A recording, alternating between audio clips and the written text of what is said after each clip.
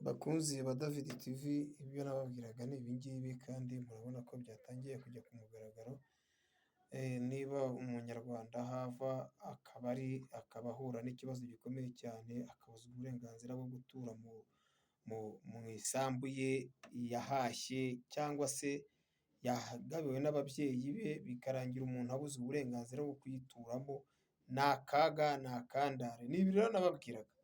Niba ibi byose tubivuga rero bikaba bishyika, ni uko bihari kandi ni uko hari umuteguro munini cyane wo kwica abantu. Murabyibuka abantu benshi bagiye bapfa babica, cyane cyane bavuga ngo ngo bagiye kwica abanyabyumba ngo bahatere itabi.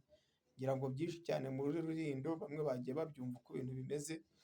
Ni ikintu gikomeye cyane kiri kuba ku banyarwanda, abandi bari kuburirwa irengero.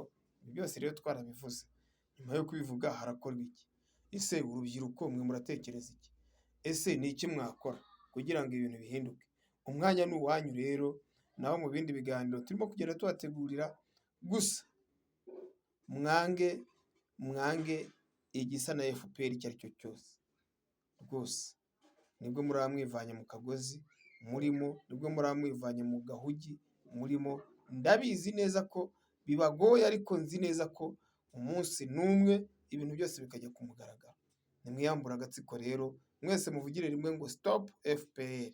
Nicyo mbifuriza, nanjye nifuza ko ibintu byahinduka, umunyarwanda akagira uburenganzira mu gihugu cye, agahinga mu gishanga, mbese ntiyicwe n'inzara, agahinga amateke, agahinga ibijumba, agahinga imyumbati, mbese ikintu cyose agahinga, ku buryo batamuhitiramo ngo hinga ibigori cyangwa uhinge ibishyimbo byonyine, nkaho udakeneye kurya imyumbati cyangwa ukeneye kurya amateke.